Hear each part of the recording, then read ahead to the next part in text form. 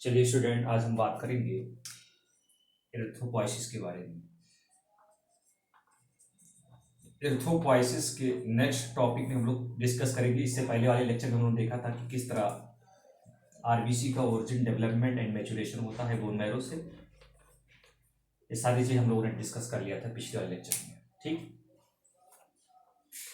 तो कौन से ऐसे फैक्टर्स हैं जो नेसेसरी होते हैं फॉर एरिथ्रोपोइसिस, उसके बारे में हम लोग डिस्कस करेंगे, एक एक करके डिस्कस करेंगे। पहले अगर देखा जाए तो हाइपोक्सिया की वजह से भी आरबीसी का प्रोडक्शन बढ़ जाता है।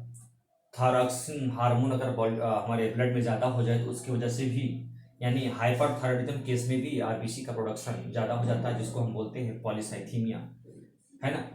आरबीसी काउंट नॉर्मल से ज़्यादा हो जाए तो उसको क्या बोलते हैं? पॉलीसाइथीमिया, पॉलीसाइथीमिया बोलते हैं। और नॉर्मल से कम हो जाए तो उसको हम लोग बोलते हैं एरिथ्रोसाइटोपिनिया, एरिथ्रोसाइटोपिनिया। ओके, तो एक एक करके हम लोग डिस्कस करेंगे आज। ठीक, तो हम लोगों ने कल देखा था कि जो बोन मैरो होता है वो तरीके से आरबीसी का प्रोडक्शन करता है, और बोन मैरो में, रेड बोन मैरो में क्या पाया जाता है? स्टेम सेल पाया जाता है, और ये स्टेम सेल कैपेबल होता है, एक होल ब्लड बनाने के लिए कैपेबल होता है। ठीक, लेकिन स्टेम सेल अभी ये स्पेशलाइज्ड नहीं हुआ है। जब ये स्पेशलाइज्ड हो जाता है तो इसको हम बोलते हैं committed pluripotent haemopoietic stem cell. और ये committed pluripotent haemopoietic stem cell convert हो गया था माइलॉइड स्टेम सेल में और लिम्फोइड स्टेम सेल में। ठीक, माइलॉइड स्टेम सेल कन्वर्ट होता colony forming unit, colony forming unit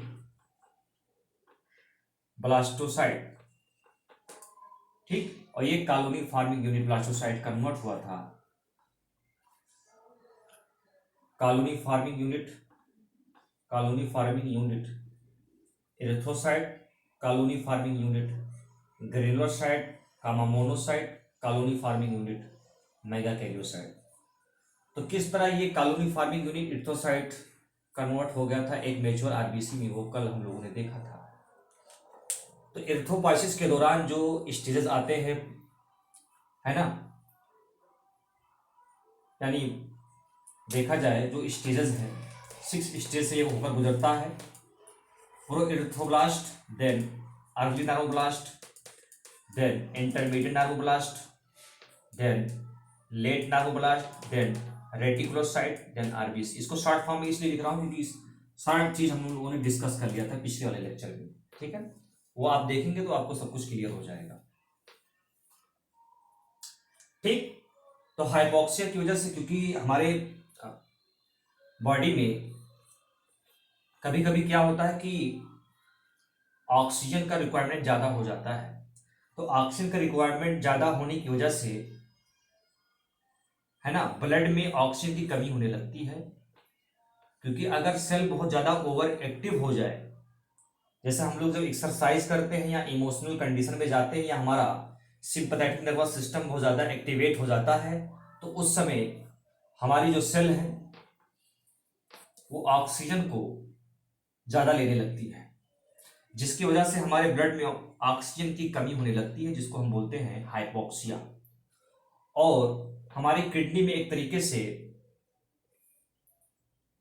जो हमारी किडनी में जो एक तरीके से एक सेल पाया जाता है ना, पेरिट्यूबुलर कैपिलरीज में, किडनी में पेरिट्यूबुलर कैपिलरीज में एक स्पेशलाइज्ड सेल होता है जो एक सेंस कर लेता है कि ऑक्सीजन की कमी हो रही है ब्लड में, अब ऑक्सीजन लेवल बढ़ाना चाहिए।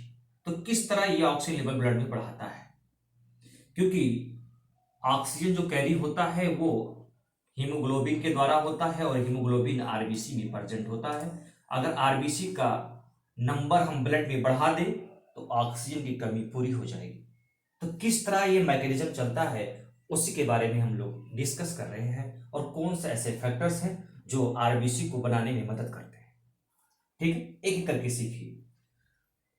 तो यहाँ पे कैसे क्या हुआ कि जब ऑक्सीजन की कमी होती है तो ये जो सेल है वो एरिथ्रोपोइटिन हार्मोन रिलीज करती है, एरिथ्रोपोइटिन। इस एरिथ्रोपोइटिन को क्या बोला जाता है? हीमोपोइटिन भी कहा जाता है, हीमोपोइटिन। और ये हीमोपोइटिन हार्मोन या एरिथ्रोपोइटिन हार्मोन हमारे बोन मैरो के पास जाता है और आरबीसी के नंबर को यानी आरबीसी के प्रोडक्शन को बढ़ा देता है। क्लियर है चीज? तो हाइपोक्सिया क्रिएट होने की वजह से भी आरबीसी का नंबर है ना बढ़ता है। एक तरीके से ये एक स्टूमुलेंट है। हाइपोक्सिया एक तरीके से क्या है? स्टूमुलेंट है। क्या? स्टूमुलेंट। तो स्टूमुलेटिंग फैक्टर में देखा जाए तो हाइपोक्सिया हो गया और एरिथ्रोपोइटिन हो गया। लेकिन कभी कभी क्या होता है कि क्रोनिक किडनी डिजीज में सीकेडी के पेशेंट में सीकेडी पेशेंट यानी क्रोनिक किडनी डिजीज जो हमारे किडनी है यानी किडनी के जो सेल होते हैं वो डैमेज हो जाते हैं, जिसकी वजह से ये पर्याप्त मात्रा में एरिथ्रोपोइटिन रिलीज नहीं कर पाती हैं और जिसकी वजह से एनीमिया हो जाता है पेशेंट को। क्या हो जाता है? एनीमिया। क्लियर हो रहा है चीज? साथ ही साथ अगर हम बात करें हमारे बॉडी में एक हार्मोन होता है thyroxine hormone. Thyroxine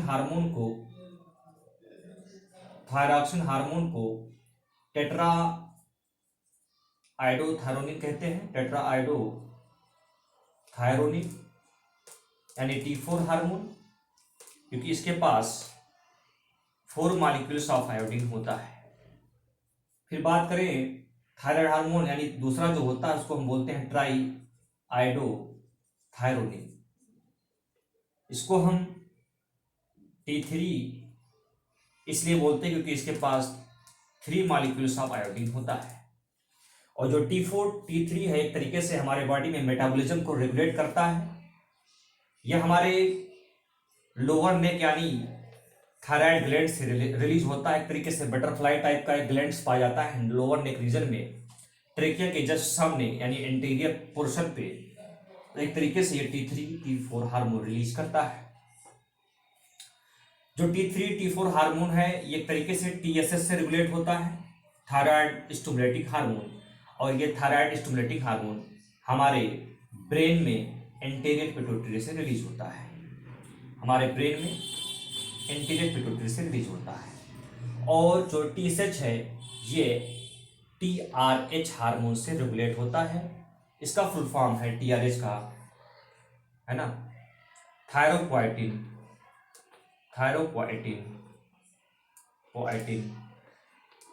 releasing hormone.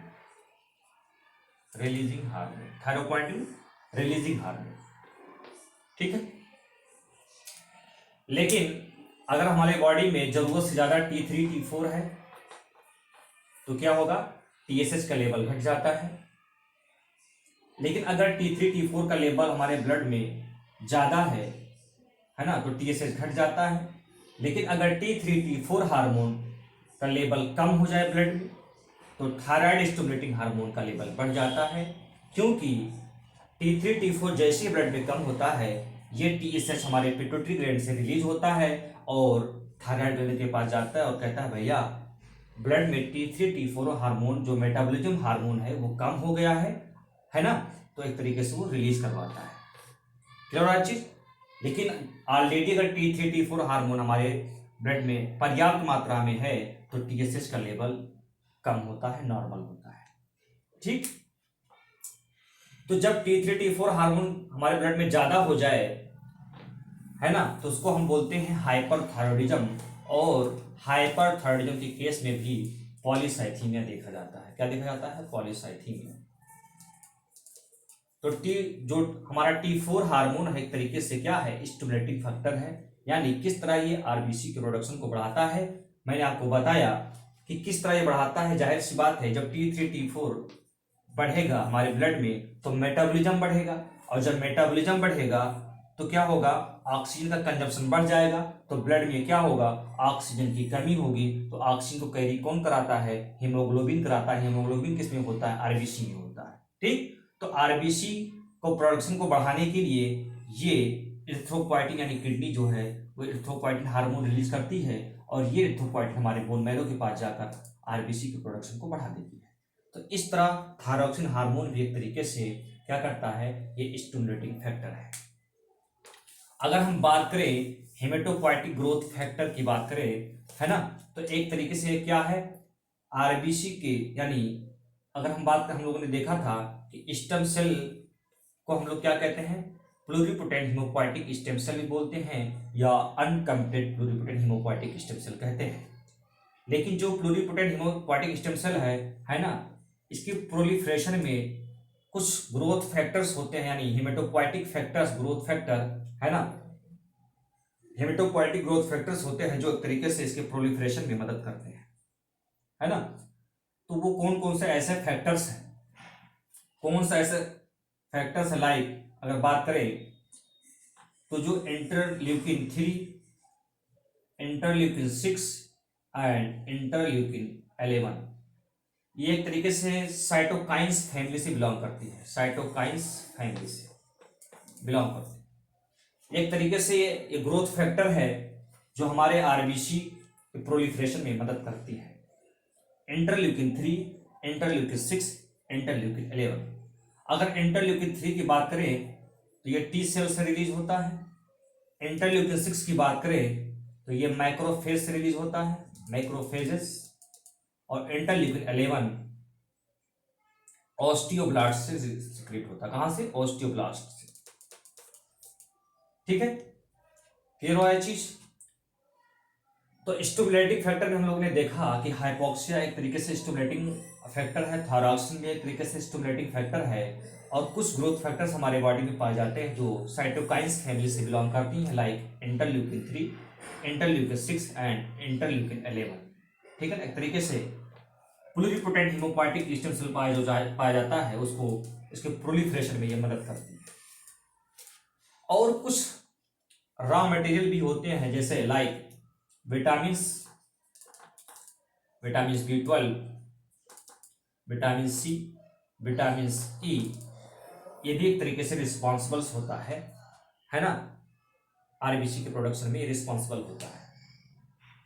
ठीक, अगर हम बात करें विटामिन B12 की, विटामिन B12 की बात करें तो ये जो होता है ये आरबीसी के मैच्योरेशन में मदद करता है, क्योंकि हमारे आरबीसी में क्या होता है, डीएनए जेनेटिक मटेरियल होता है।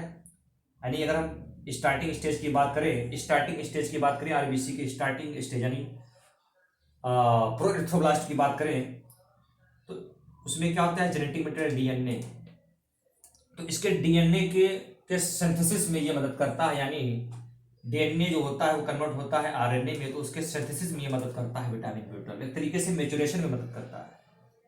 अगर इस विटामिन B12 की कमी हो जाए, विटामिन B12 को क्या बोलते हैं, साइनोकोबालामिन बोलते हैं। क्या बोलते हैं? साइनोकोबालामिन।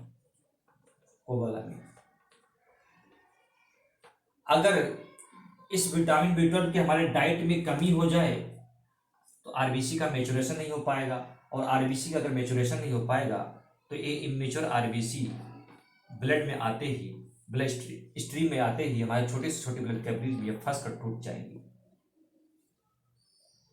नॉर्मली इसका जो लाइफ होता है 120 दिन होता है, लेकिन ये 120 दिन से पहले ही टूट जाएगी, यानी ये काम लायक नहीं, क्योंकि इसमें हीमोग्लोबिन भी नहीं होगा। ठीक है, तो ये इमेच्योर है, इसलिए ये अपना फंक्शन नहीं कर पाएगी। ठीक, तो इसकी वजह से कौन सा एनीमिया होता है? इसकी वजह से होता है विटामिन B12 की कमी से परनीसियस एनीमिया हो जाता है, परनीसियस एनीमिया। इसलिए विटामिन B12 को क्या बोलते हैं, एंटी परनीसियस फैक्टर भी बोलते हैं। क्या बोलते हैं? एंटी परनीसियस फैक्टर भी बोलते हैं। ठीक, क्लियर हो रहा है चीज। लेकिन अगर डाइट में पर्याप्त मात्रा में ले रहे, लेकिन अगर इसका एब्जॉर्प्शन ना हो, क्योंकि हमारे जो स्टमक की अगर हम बात करें, है ना, स्टमक में अगर देखा जाए थोड़ा इंक कम हो गया, जिसकी वजह से थोड़ा सी दिक्कत हो रही है। ठीक है, अगर स्टमक की बात किया जाए तो जो स्टमक में पैराइटल सेल होता है, पैराइटल सेल, ये पैराइटल सेल एक तरीके से क्या निकालता है, कैसल इंट्रिंसिक फैक्टर, CIF। और ये कैसल इंट्रिंसिक फैक्टर जो होता है रिस्पॉन्सिबल होता है विटामिन B12 को के एब्जॉर्प्शन के लिए। यानी अगर कैल्शियम इंट्रिंसिक फैक्टर होगा तभी विटामिन B12 का एब्जॉर्प्शन हो पाएगा, अगर ये नहीं है तो विटामिन B12 का एब्जॉर्प्शन नहीं हो पाएगा। जैसे अगर देखा जाए सीवियर गैस्ट्राइटिस में ये जो सेल्स होती है पैराइटल सेल वो डैमेज हो जाती हैं, या अल्सर में देखा जाए तो ये जो होती है हमारी पैराइटल सेल डैमेज हो जाती है। ठीक है, तो उसकी वजह से क्या होगा, कैल्शियम इंट्रिंसिक फैक्टर रिलीज नहीं होगा तो विटामिन B12 की कमी होगी, और विटामिन B12 की कमी अगर हो जाएगी तो मेच्योरेशन ऑफ हमारा आरबीसी नहीं हो पाएगा, और अगर आरबीसी मेच्योर नहीं हो पाएगा तो ये अपने लाइफ से पहले टूट जाएगा, और साथ ही साथ ऐसे लोगों में परनीशियस एनीमिया देखने को मिलता है। इसलिए विटामिन B12 को हम एंटी परनीशियस फैक्टर भी कहते हैं। ठीक है, अगर दूसरे विटामिन की बात करें, फोलिक एसिड की, फोलिक एसिड की बात करें, फोलिक एसिड, ठीक, तो जो फोलिक एसिड होता है एक तरीके से ये भी डीएनए के सिंथेसिस में, है ना, डीएनए सिंथेसिस एक तरीके से ये कराता है। लेकिन अगर फोलिक एसिड की कमी हो जाए तो ऐसे लोगों में मेगैलोब्लास्टिक एनीमिया हो जाता है। मेगैलोब्लास्टिक एनीमिया होगा। क्या होगा, मेगैलोब्लास्टिक एनीमिया।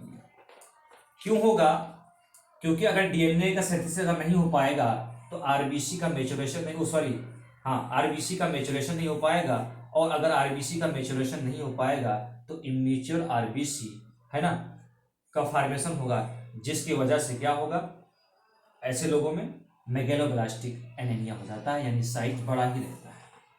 और ब्लड में जो आरबीसी आएंगे, है ना, ब्लड स्ट्रीम में जो आरबीसी आएंगे उनका साइज कैसा होगा, बड़ा होगा, इसलिए इसको बोलते हैं मेगैलोब्लास्टिक एनीमिया, यानी मैक्रोसाइट, इसको बोलते हैं मैक्रोसाइट्स। आरबीसी आरबीसी का साइज कैसा हो जाएगा, मैक्रोसाइट्स हो जाएगा। ठीक है, और हमारे आरबीसी में क्या होता है, हीमोग्लोबिन होता है। हमारे आरबीसी में क्या होता है, हीमोग्लोबिन। तो हीमोग्लोबिन जो होता है वो दो चीज से मिलकर बना होता है, हीम एंड ग्लोबिन। ठीक, और जो हीम वाला पोर्शन होता है वो आयरन से मिलकर बना होता है। आयरन किस फॉर्म में होता है, हमारे हीमोग्लोबिन में फेरस फॉर्म में होता है। और दूसरा जो पोर्शन होता है वो प्रोटोपोरफायरिन।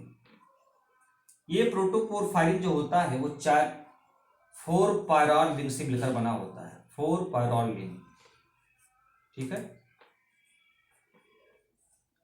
हम हीमोग्लोबिन जब पढ़ाएंगे तो पूरा डिस्कस करेंगे इसके बारे में। ठीक है, थोड़ा सा आप समझ लीजिए। ठीक, यानी प्रोटोपोरफायरिन 4 पायरॉल रिंग से मिलकर बना होता है। तो अगर हमारे बॉडी में आयरन की कमी हो जाए, या विटामिन सी क्या होता है, रिस्पॉन्सिबल होता है आयरन के अब्जॉर्प्शन के लिए, तो विटामिन सी की कमी हो जाए या आयरन की कमी हो जाए तो जिसकी वजह से क्या होगा, हीमोग्लोबिन का सिंथेसिस नहीं हो पाएगा। तो अगर हीमोग्लोबिन का सिंथेसिस नहीं हो पाएगा तो क्या होगा, इमेच्योर आरबीसी का फॉर्मेशन होगा। समझ रहे हो बात को। साथ ही साथ अगर हम पर्याप्त मात्रा में प्रोटीन ना लें, ग्लोबिन एक तरीके से क्या है, प्रोटीन है, 2 अल्फा 2 बीटा, है ना। अगर एडल्ट की बात करें, एडल्ट हीमोग्लोबिन में तो 2 अल्फा 2 बीटा ग्लोबिन पाया जाता है, एक तरीके से पॉलीपेप्टाइड होता है। तो अगर इसकी कमी हो जाए, प्रोटीन की कमी हो जाए, तो उसकी वजह से भी आरबीसी, हीमोग्लोबिन का फॉर्मेशन नहीं हो पाएगा। कुछ विटामिन होते हैं like vitamin C, vitamin E और विटामिन डी, अगर इसकी कमी हो जाए तो, है ना, आरबीसी का फॉर्मेशन या आरबीसी का मेच्योरेशन नहीं हो पाएगा। ठीक, तो कैसे हम लोगों ने देखा कि कौन से ऐसे फैक्टर्स होते हैं जो नेसेसरी है। तो नेसेसरी फैक्टर्स में देखा जाए तो कुछ स्टिमुलेटिंग फैक्टर्स होते हैं लाइक हाइपोक्सिया। अगर हाइपोक्सिया क्रिएट होता है तो जिसकी वजह से इरिथ्रोपोइटिन किडनी से रिलीज होती है, तो हाइपोक्सिया भी स्टिमुलेटिंग फैक्टर है, और इरिथ्रोपोइटिन हार्मोन भी स्टिमुलेटिंग फैक्टर है। थायरॉक्सिन हार्मोन की बात करें तरीके से ये थायराइड हार्मोन है, और ये थायराइड हार्मोन एक तरीके से स्टिमुलेट करता है, सॉरी, तो थायरॉक्सिन हार्मोन एक तरीके से हमारे बॉडी का जो मेटाबॉलिज्म है फास्ट हो जाता है, उसकी वजह से हाइपोक्सिया क्रिएट होता है, फिर से एरिथ्रोपोइटिन ब्लड में आना, वो एरिथ्रोपोइटिन जो होता है रिलीज होता है, और एरिथ्रोपोइटिन बोन मैरो जाके आरबीसी का प्रोडक्शन को बढ़ा देता है। कुछ फैक्टर्स होते हैं जो एर्थोपॉइसिस के प्रोलिफरेशन में, है ना, यानी जो प्लूरिपोटेंट हीमोपोएटिक स्टेम सेल है उसके प्रोलिफरेशन में मदद करता है। कुछ ग्रोथ फैक्टर्स है लाइक इंटरल्यूकिन 3, इंटरल्यूकिन 6 और इंटरल्यूकिन 11। ये interleukin 3, interleukin 6, interleukin 11 cytokines family से बिलोंग करते हैं, साइटोकाइंस फैमिली से। और ये इंटरल्यूकिन 3, इंटरल्यूकिन 6, इंटरल्यूकिन 11 एक तरीके से प्लूरिपोटेंट हीमोपोएटिक स्टेम सेल के प्रोलिफरेशन में मदद करती है।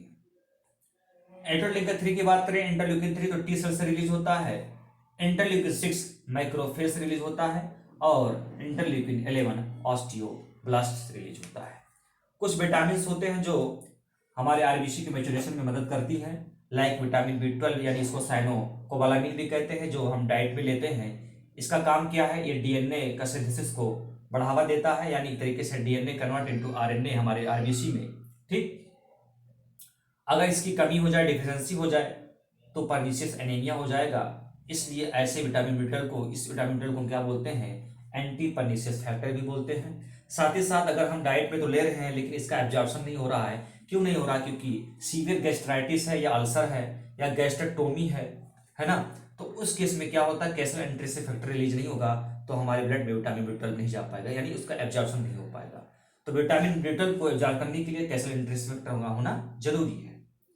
ठीक, साथ ही साथ हम लोगों ने देखा कि फोलिक एसिड एक तरीके से डीएनए के सिंथेसिस में मदद करता है। अगर इसकी कमी हो जाए, है ना, तो मेगालोब्लास्टिक एनीमिया हो जाता है, मेगालोब्लास्टिक एनीमिया, ब्लास्टिक एनीमिया।